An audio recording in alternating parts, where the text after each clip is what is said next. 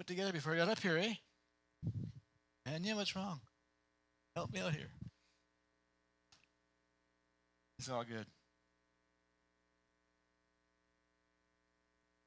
It is so good to see you be together again, where everybody knows your name. They're always glad you came. I looked up that whole song. It's pretty good.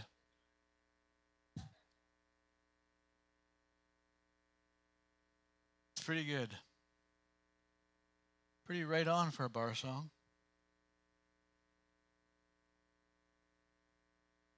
Welcome to our second Sunday of Advent. I'm really happy because I'm going to be really short today. I have like a 5-page message instead of like a 10, 11-page message, which usually takes me like 45 minutes to an hour. 45 minutes. But I think we're going to be good and short. I'm following Gretchen a bit. I have one point. How stunning is that? We're talking about Father as the giver of gifts this Advent as we prepare for Christmas. And today I'm talking about the importance of receiving gifts. It is such a crucial piece of the picture. So Advent is a season for preparing our hearts.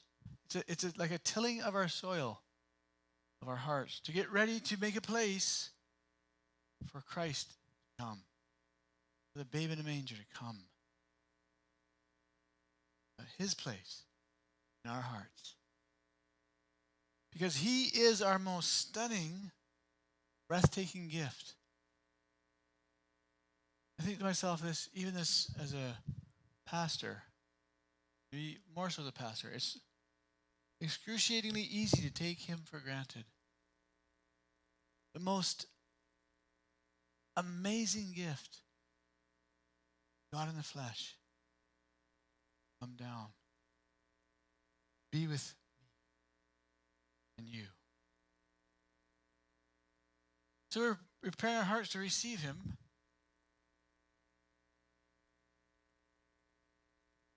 Let's make it more than a simple agreement. Agreeing is good with the truth of God's word. Let's go deeper into it, even now. Perfect day for communion and a perfect day for the songs Jillian sang. I think the pastor should be given the words of the songs at the beginning of service each week, because there's some really good ones in there about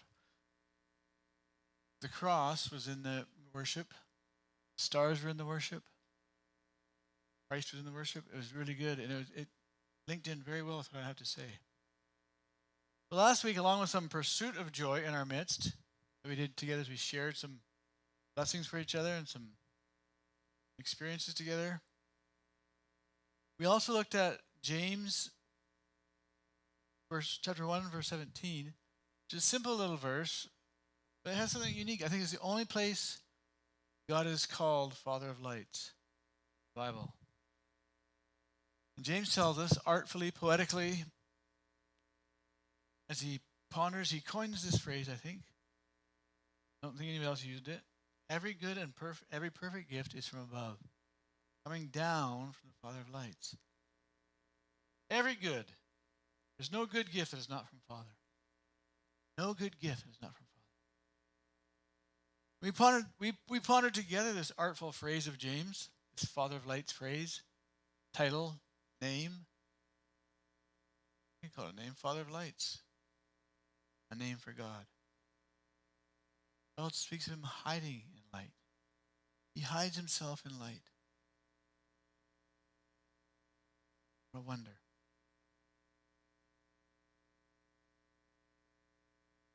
We pondered what the lights were, and we realized very quickly that it's a reference to the sun, the moon, the stars. That's the Father of lights. Those are the lights he's Father of. Of course, it's a reference to the fact that he's the creator. And we know he's not the creator of only the sun, moon, and stars. James is just using them, highlighting them as he wants to speak to us of things that come down from heaven that's good for us. They're gifts for us. From the sun, moon, and stars, we receive gifts. We all do. Is that Joe and Helen? Joe and Helen? Whoa!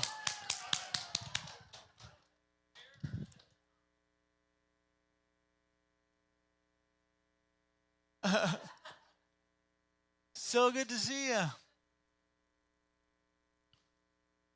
Those of you who don't know, this is Roger and using his parents.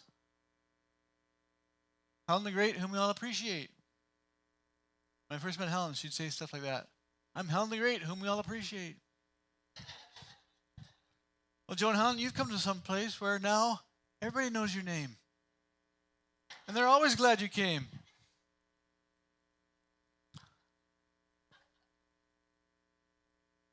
I know Joe well enough to know that he can take a bit of ribbing, so wonderful, wonderful, wonderful people. Love you guys. The church is now fantastic because you're here. I better stop before I put my foot somewhere in my mouth.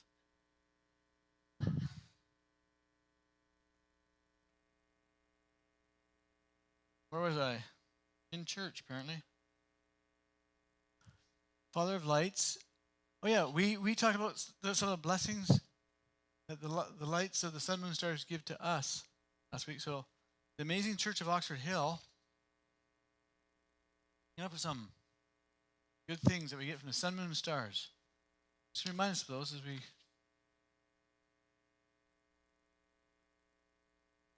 carry on here. So the blessing that flows down from sun, moon, and stars, from the Father of lights. So sun, moon, and stars are created. They actually point to something above them, who is Father. The important reality of our faith is not to worship creation, but to realize that creation points to the Father. Transcends, is above. So the blessings we get from sun, moon, and stars are derived blessings. Father, they do not have the source of blessings in themselves. Right, so here's some things that we said last week. We get from the sun, moon, and stars. Vitamin D. Love me some vitamin D. Light, simple, just light is itself. Aren't you glad for light? Sun does an amazing job of lighting this earth. I can see it on Wayne's face right now. The light of the sun. Photosynthesis. How's your gratitude for photosynthesis? Can't say it very well. My gratitude for it is fantastic. Photosynthesis. Huge gratitude. Don't we love to eat? I love to eat. Last night I saw some great baking. I didn't eat any of it. I saw like an abundance of baking in a beautiful place here. It was fantastic. Without photosynthesis, we would not eat. Don't we love to live? Yeah, it's pretty good. Without photosynthesis, we wouldn't live, be able to live. Or can you imagine the cool on a hot summer day you can experience on a grassy bank by a rippling brook under the spreading shade of a big old weeping willow? Photosynthesis gives us that stuff. God does. It's derived. It's from Father. It comes down from heaven, from Father through the Son, the blades of grass to the leaves of the tree, and we get blessed. We are given gifts. I think the weeping willow might be my second favorite tree. Years ago, Vanya, in our Newton place, that place way up there. We don't go very often anymore, but it's still there. She cut a cutting. She planted this tree, weeping willow, from a branch. And it grew huge. I don't know how long ago it was, but it's now it's an amazing thing as I watch it year by year. That thing's got bigger and bigger and bigger. That's a beautiful weeping willow. You can sit under there and put your feet, if you want, into the pond that we also built there. You know, kind of mucky and gross, but weeping willow. My second favorite tree. My first favorite tree, the cherry tree. I'd love to climb a big cherry tree and they're ripe and just sit in that tree all day. Neat, neat, neat. spit the pits in the ground. Photosynthesis. Are we grateful? Father of lights. We love us some photosynthesis. Next week I'll practice that before I try to say it. Photosynthesis. Guidance from the stars. Navigation. Stephen likes the water, boats, ships. In the early days, the navigators learned to navigate by the stars. Like, they were important for exploring the world. So they didn't get lost in that ocean. I don't know if you've been out on a big ocean cruise. I went on one cruise. I didn't love it. I think Stephen loves the ocean. Do you? Pretty much. I love the ocean, but I love to stay on land. I love to see it from the shore. When you're out in the middle of the ocean on a cruise ship, even with lots of people, you feel pretty small. Pretty small. Hey, I heard a guy fell out of a cruise ship just a little bit ago. Did you hear that? And he was in the ocean for like 20 hours or something. Oh my gosh. I would have died right there. So small, so alone. In the salty ocean, big fish in there.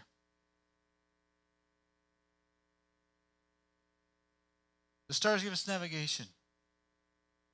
The tidal, well, not Tidal, pull of the moon. A profound and important gift. I don't think most of us wake up every morning and think of the tidal pull of the moon. But it's so important. Much sea life depends on tides to thrive. The tide stirs the ocean, keeps it thriving, keeps it alive. Not to mention that scientists believe that the moon's pull is critical to hold the Earth in its super fine-tuned 23.5 degree angle, its axis.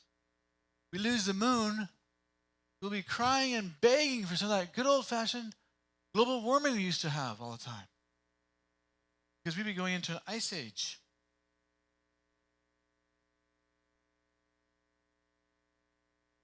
The Earth they also believe that Earth would wildly kind of bounce on its axis, not 22 degrees, all over the place. And would no longer be able to sustain life. Wow. And have you got your ticket to Elon Musk's trip to Mars? If you lost the moon, you need to get on that spaceship. The moon is apparently moving about 1.5 inches away from the Earth every year. Only that much. But kind of a bit scary. What happens there? It gets to the end of its Earth's gravity and snaps free. Are we thankful for the moon today, church? The Father of lights. Thankful for the Father of lights. The good and perfect gifts he bestows. All good and perfect gifts are from above. The Father of lights. I have a clip of a Christmas video. I might have. You have that clip, Kirsten? Is it there? Oh. Control that guy. Gratitude. We're going to look at gratitude today. Receiving gifts, gratitude is one of the most important things. I think it's a key ingredient. So we're going to look at a blank screen.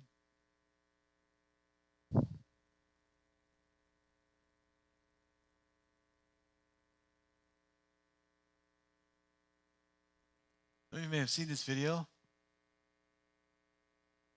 Let's be like this. Andy, do you want to get a couple of lights? I'm alive! Yeah? Yeah? Oh, yeah! Hey, Christine! You're here too! I love you! I know. Dad, what's happening? Honey, the power works! It's coming, it goes on and off whenever we want! We've got clean water! Oh, that's great, look at that! Ooh. I bet I know what this does! down the glorious water. Shoes. Oh, what do we got here, guys? Food. I love food. What? A beef steak? You gonna have work? This is awesome. Look, listen here. Feed? The what? Jack, be careful! I have a car! This is great. Did you guys see this? Yeah, you have a car! A car!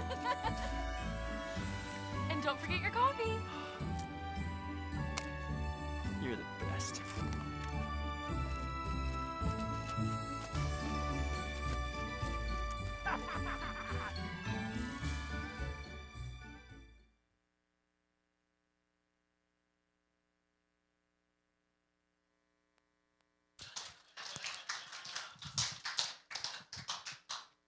That was great. I love that.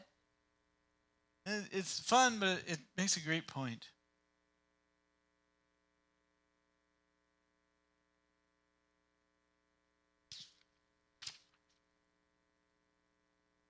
Gratitude is the key to receiving gifts well.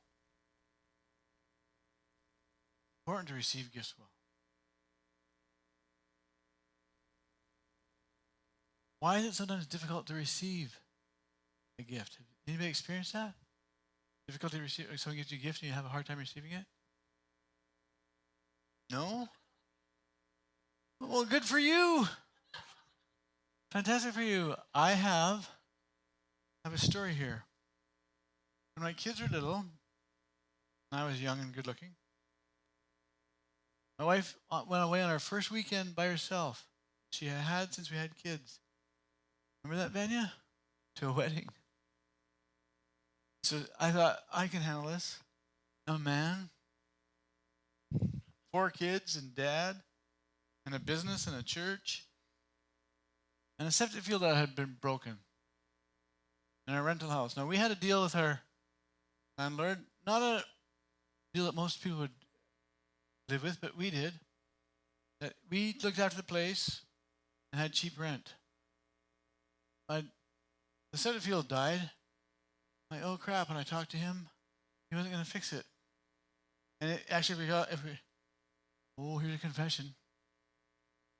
If we'd called the city guy in, he would have condemned it, and he would have made him pump. It would have been like a $20,000 kind of job to pump stuff up the hill, away from our lower area where there's ponds and stuff. So I thought, well, our family's here. I can't afford to live anywhere else. I made a deal to trade some work for a guy who came and dug the trenches at the drain rack, and I poured the drain rack in myself. I fixed that thing myself. Not exactly legally. But I told myself I was making it better than it was. Jesus. Not sure if that was a sin or not, but I had to fix the septic field. And so Vanya's gone, I'm working on the septic field. I thought pretty hard. And we got broken into. And someone stole some stuff. They stole my van that we had looked so hard to buy a good van for a family, and they stole our van. And so there I am, septic field, 4 kids, business, church, van stolen, no wife. It's funny now, but I actually cried.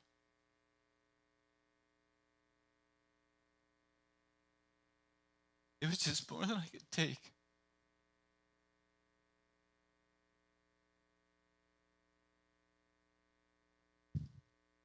Didn't mean to change that mood so fast, but wow.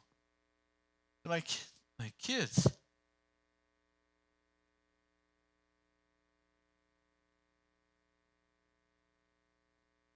Led by Josiah. And their little money. Stashes, banks. Brought me some quarters and dimes and nickels and loonies.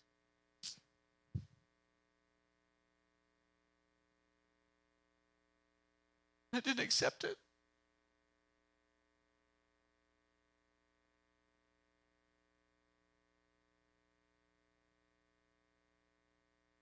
Thoughts like this running around in my head. I mustn't burden the kids. I tried to go hide in my office when I wasn't. I think it was when we realized the van was stolen. The straw that broke the camel's back. Broke my back apparently. Because we had been broken into and the police guy had come. Police guy. Jordan's gonna be a police guy. Maybe.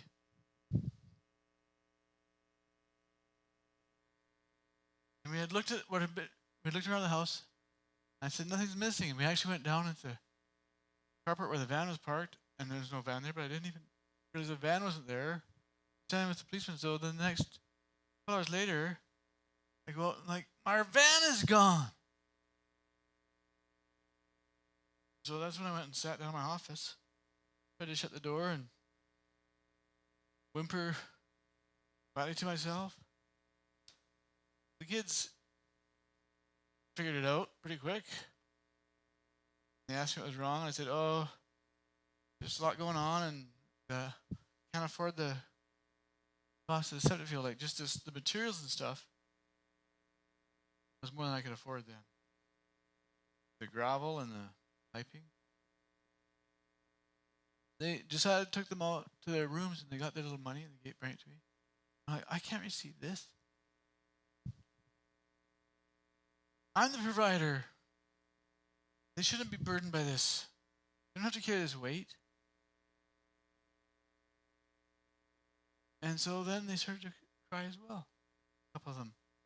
And oh, what sorrow and conviction came over me when I woke up to the reality of the depths of the riches and the beauty of the blessing I had just refused at that moment. And the hurt I had caused. Oh, I long to go back. 5 minutes. And accept that gift. Sacrificial gift from those kids. I forgot the kingdom truth. The poor woman's penny is worth more than the rich man's riches. I missed the moment.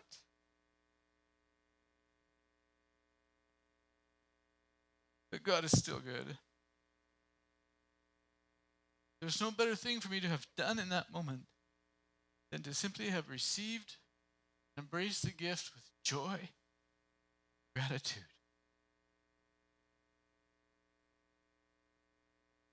Receiving a gift well is perhaps the greatest gift you can give, giver.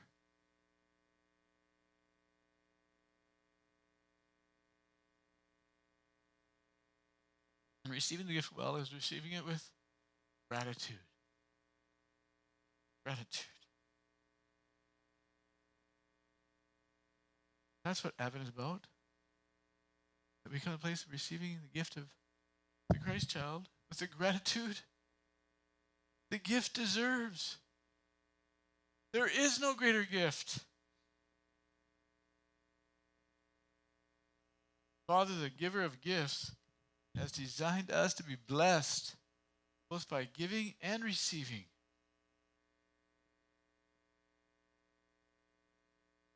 It's His design. And both giving and receiving should be incredible, healthy things that we engage in with each other. Giving of kind words, receiving of kind words. Giving of gifts, receiving of gifts. Whatever we have to give and receive, give it, gift it. Give your gifts to each other and receive them. This is an incredibly powerful design feature in us humans that God put there. This one design feature I believe has the power to destroy the works of the devil. This design feature of giving and receiving gifts. And if we do it with gratitude. I want to think about that just for a quick minute. My notes.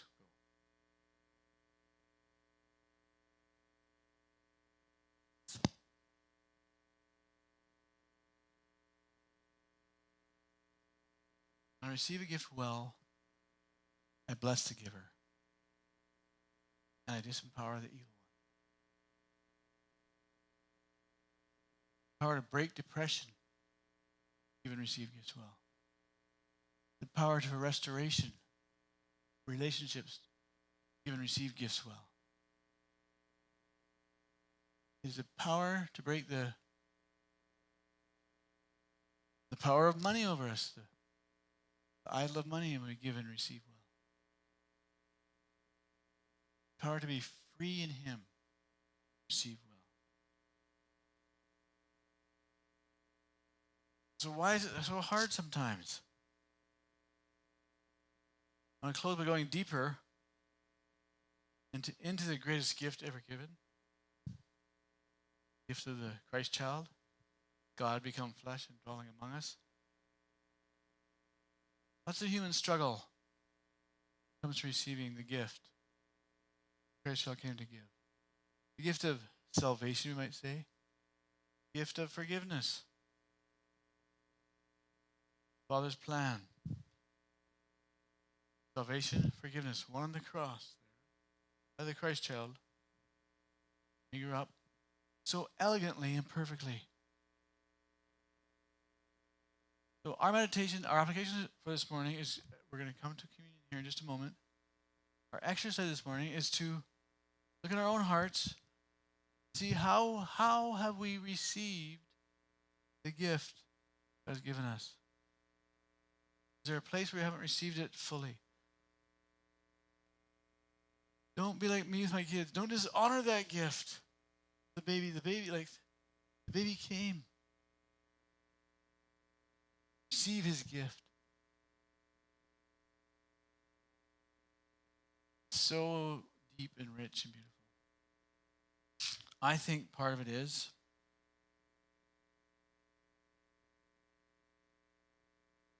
not being able to receive forgiveness. Even Christians talk about not feeling forgiven.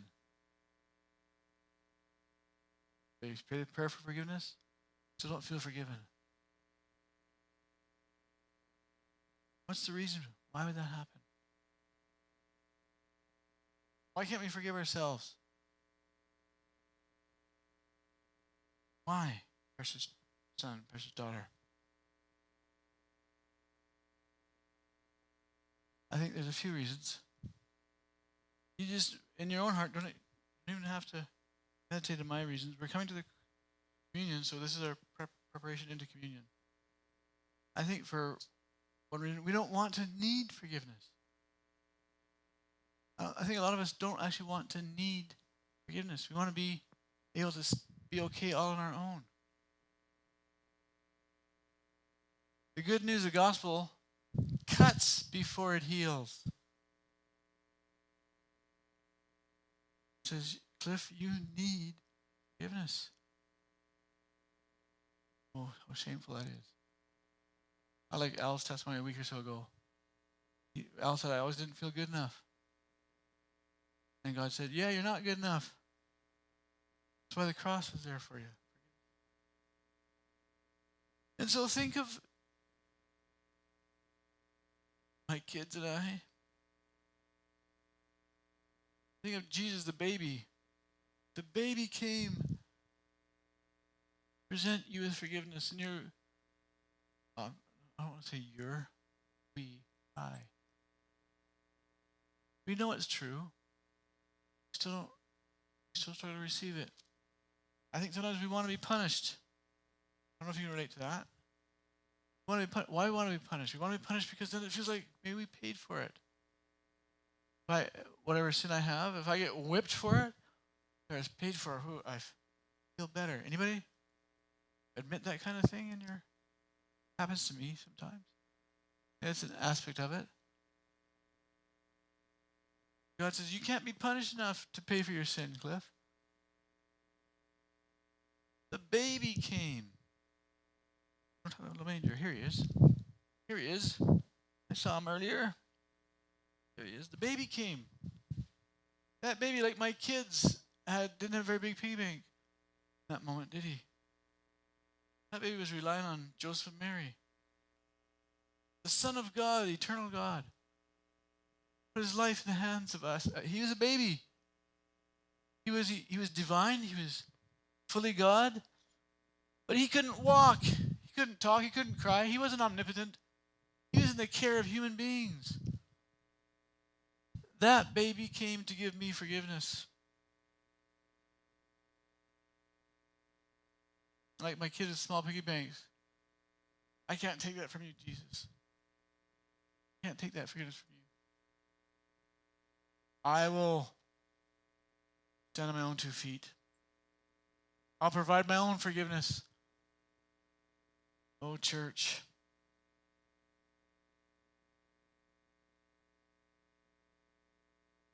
I think another thing is we want to be king of our own lives. We don't want to surrender to a baby or king on a cross. We want to be king of our own lives. To say you need to come to him and kneel, surrender. Say that to the world makes people's blood boil sometimes. Because the gospel cuts before it heals. We're going to come to communion, and Stephen, Gretchen, and Alan Bev are going to pass those elements. So if you guys want to pass them out, it'd be great. And I just want us to think about receiving the gift from the baby, and then baby did the cross.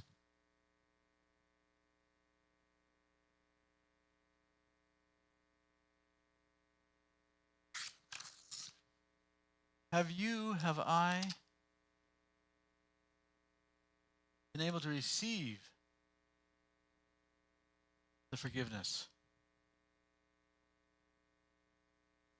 Not just agree with the concept of forgiveness.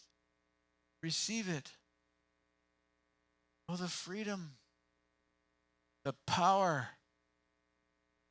Church, if we can stand up and believe we're forgiven, there'll be no stopping us.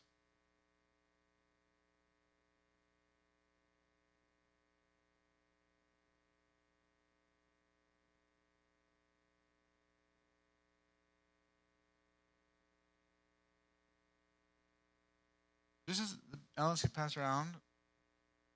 Take the concept again of gratitude to our communion time, bread and body of Christ. The concept of gratitude, receiving gifts through gratitude. The gift of forgiveness must be received with gratitude, not shame.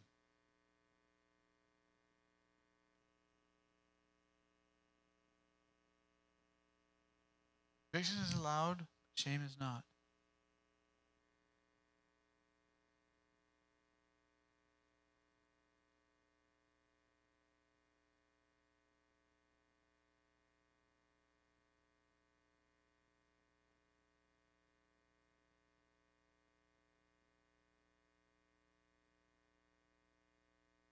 Take a moment. Think of things where you aren't able to forgive yourself. Or maybe just ask the Holy Spirit if there's things you highlight where you are not able to forgive yourself, that you hold judgment on yourself for.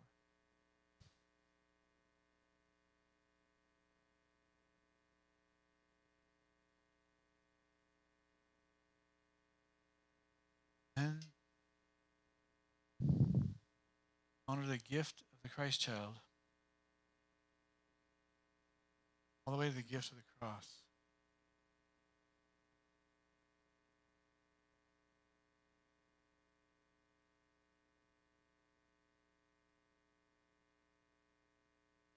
I'd like us just in prayer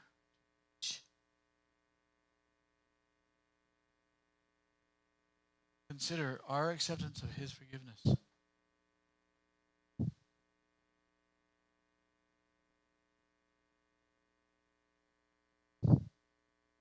Last week I said if I could, I would yell forgiveness into his soul.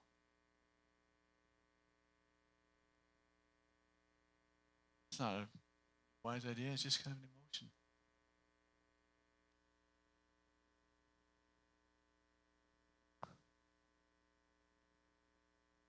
Don't be like me. Rejected the beautiful gift of my children.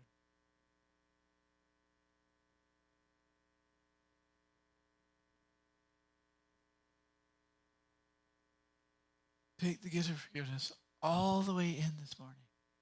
Take it all the way in, church. All the way in.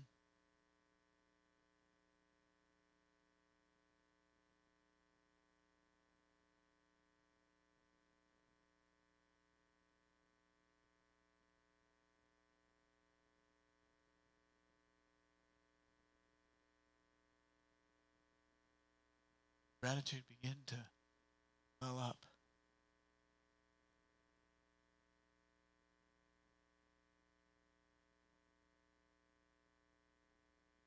Let gratitude rise. Thankfulness. It's like we spoke of the gifts of the lights of coming down from heaven. Speak in your heart in your prayer time right now. And thank Jesus for the gift of forgiveness and what it does for you, what it means for you. The freedom that he releases into us through it. Oh, church, there's no losing God because of sin.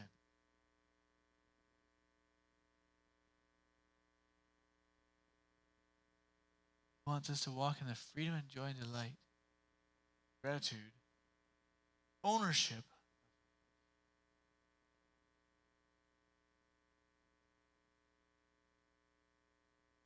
Today, just when each of us are ready, partake of him, of the bread and the cup. But right now, or you can for a few more minutes, you need. But I ask us not to take of the bread and the cup. We are ready to receive the gift that he came to give. Let's honor him.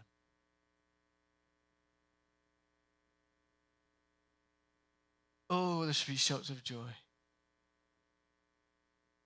Shouts of joy.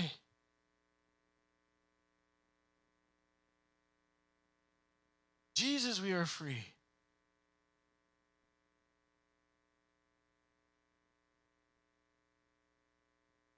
We are loved. Thank you for your body. Thank you for your blood. Thank you for coming as a baby. May gratitude pour forth from us, that we would become good receivers of your gift. Church, I really do believe this. The best gift to give to any giver is receiving their gift well. Receive it well. Receive forgiveness well. Means you have it. You actually have it. Father of lights. Yes, yes. Declare, rejoice in him. Take of him when you're ready.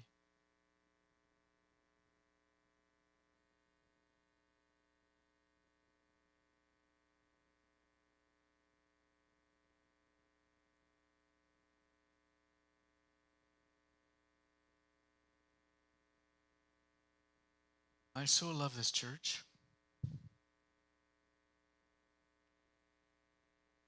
The people in it. That was an emphasis.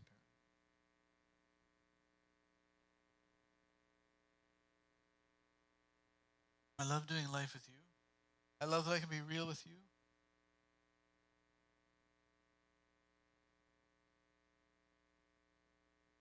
I am blessed. You gather in a place where people know my name. And almost always they're glad I came.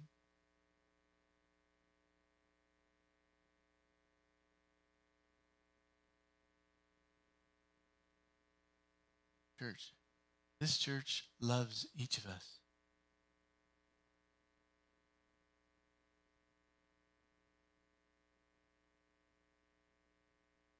Do we have one more worship song, Jillian? Let's do it. Let's rejoice. in worship as a response of thanksgiving and gratitude for the gift the baby came to give us. Forgiveness is, for me, the big one. That's what I focus on today. There's more gifts. We're talking about spiritual gifts in the new year. We're going to pray for them, practice them.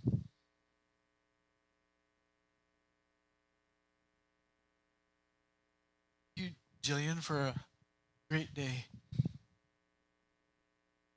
We are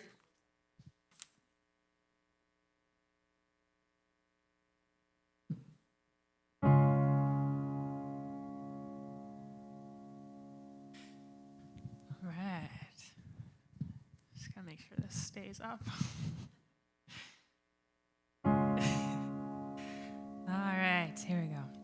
Where heaven spawns creation, His pride and adoration, treasures woven by His love. His careful hands, they hold us, safe within His promise of calling and of destiny. And I will sing of all you've done, and I remember how